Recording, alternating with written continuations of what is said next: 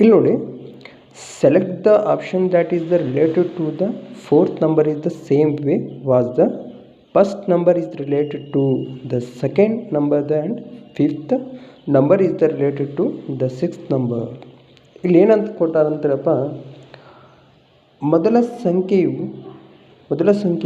ಎರಡನೇ ಸಂಖ್ಯೆಗೆ ಸಂಬಂಧಿಸಿದಂತೆ ಮತ್ತು ಐದನೇ ಸಂಖ್ಯೆಯು ಆರನೇ ಸಂಖ್ಯೆಗೆ ಸಂಬಂಧಿಸಿದಂತೆ ನಾಲ್ಕನೇ ಸಂಖ್ಯೆಗೆ ಸಂಬಂಧಿಸಿದ ಆಯ್ಕೆಯನ್ನು ಆರಿಸಿ ಅಂತ ಇಲ್ಲಿ ಒಂದು ಏನು ಮಾಡ್ತಾರಂದ್ರೆ ಕ್ವಶನ್ ಕೊಟ್ಟಾರಪ್ಪ.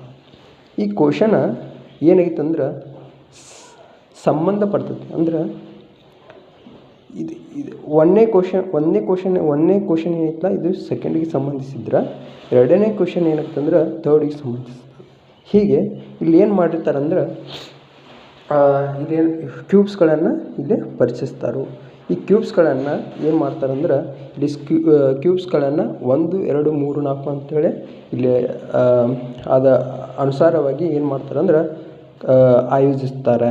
ಇಲ್ಲಿ ಏನು ಮಾಡ್ತಾರಪ್ಪ ಅಂದ್ರೆ 11 ಸ್ಕ್ವೇರ್ ಎಷ್ಟಾಗ್ತದೆ? 11 ಸ್ಕ್ವೇರ್ ಎಷ್ಟಾಗ್ತದೆ? 11 ಸ್ಕ್ವೇರ್ 121 ಆಗ್ತದೆ. 11 ಸ್ಕ್ವೇರ್ 121 ಆದರೆ ಇಲ್ಲಿ ಅವ್ರು ಏನು ಮಾಡ್ತಾರಂದ್ರೆ ಅಲ್ಲಿ ಏನು ಮಾಡ್ತಾರಂದ್ರೆ +6 ಮಾಡ್ತಾರೆ. +6 ಮಾಡಿಕೊಡ್ಲಿ ಅಂದರೆ ಇಲ್ಲಿ 127 ಆಗ್ತದೆ. ಇದಕ್ಕೆ 127 ಏನೈತಲ್ಲ, ಇದಕ್ಕೆ 11 ಸಂಬಂಧಿ ಆದ್ರೆ ಇದಕ್ಕೆ ಇಲ್ಲಿ ಸ್ಕ್ವೇರ್ ಮಾಡ್ತಾರೆ. ರೂಟ್ಗಳನ್ನು ಇಲ್ಲಿ ಕೊಡ್ತಾರೆ. 11 ಸ್ಕ್ವೇರ್ ಏನಾಗ್ತದೆ ಅಂದ್ರೆ 121 +6 127 ಆಗ್ತದೆ. ಇದು 11 ಸ್ಕ್ವೇರು.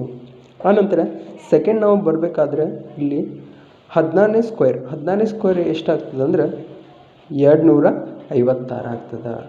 ರೂಟ್ ಪ್ರಕಾರ 14ನೇ ಸ್ಕ್ವೇರ್ ಏನಾಗ್ತದೆ ಅಂದ್ರೆ 256 ಆಗ್ತದೆ. ಪ್ಲಸ್ ಇಲ್ಲಿ ಏನು ಮಾಡ್ಯಾರ ಅಂದ್ರಪ್ಪ, ಸೇಮ್ ಅವರಲ್ಲಿ ಏನು ಮಾಡಿರ್ತಾರಲ್ಲ ಫಸ್ಟ್ನೇಕ 6ನ ಪ್ಲಸ್ ಮಾಡಿದಾರಲ್ಲೋ, ಇಲ್ಲೂ ನಾವು ಏನು ಮಾಡ್ಬೇಕಂದ್ರೆ 6ನ ಪ್ಲಸ್ ಮಾಡಬೇಕು. ಇಲ್ಲಿ 6ನ ಪ್ಲಸ್ ಮಾಡಿದ್ರೆ ಏನಾಗ್ತದೆ? 256 ಇದ್ದಲ್ಲಿ +6 ಮಾಡಿದರೆ 262 ಆಗ್ತದೆ. 62 ಆಗ್ತದೆ. ನೆಕ್ಸ್ಟ್ ನಾವು ಇಲ್ಲಿ ಅದೇ ಸೇಮಾಗಿ ನಾವು ಏನು ಮಾಡ್ಬೇಕಂತಂದರೆ ಇಲ್ಲಿ ನಾವು ಏನು ಮಾಡ್ಬೇಕಂದ್ರೆ 19 ಸ್ಕ್ವೇರನ್ನು ಬರಿಬೇಕಾಗ್ತದೆ. 19 ಸ್ಕ್ವೇರ್ ಎಷ್ಟಪ್ಪ ಅಂತಂದ್ರೆ 19 ಸ್ಕ್ವೇರ್ ಎಷ್ಟಪ್ಪ ಅಂತಂದ್ರೆ 361 ಆಗ್ತದೆ. 361 ಆದರೆ ಇಲ್ಲಿ ನಾವು ಏನು ಮಾಡ್ಬೇಕಾಗ್ತದೆ? ಆ್ಯಡ್ ಮಾಡ್ಬೇಕಾಗ್ತದೆ. ಇಲ್ಲಿ ಫಸ್ಟ್ ಕ್ವಶನು ಒಂದೇ, ಸೆಕೆಂಡ್ ಕ್ವಶನು ಒಂದೇ, ಥರ್ಡ್ ಕ್ವಶನು ಒಂದೇ. ಆದರೆ ಇಲ್ಲಿ ಏನು ಫರಕ್ ಆಗ್ತದೆ ಅಂದ್ರಪ್ಪ, ಇಲ್ಲಿ 6 ಪ್ಲಸ್ ಮಾಡಿರ್ತಾರೆ. 6 ಪ್ಲಸ್ ಮಾಡಿದರೆ 367 ಆಗ್ತದೆ. ಇದು ಆನ್ಸರ್ ಏನಾಗ್ತದೆ ಅಂದ್ರೆ 367 ಆಗ್ತದೆ. ಸಾರಿ, ಇಲ್ಲಿ ಏನು ಮಾಡ್ಯಾರ ಅಂದ್ರೆ ಇವ್ರು ಇಲ್ಲಿ ಸ್ವಲ್ಪ ಜೆರಾಕ್ಸ್ ಹೊಡಿಯೋಲ್ಲಿ ಒಂದಿಟ್ಟು ಪ್ರಾಬ್ಲಮ್ ಆಕೈತಿ. ಇದ 367 ಆಗ್ತದೆ. ಓಕೆ.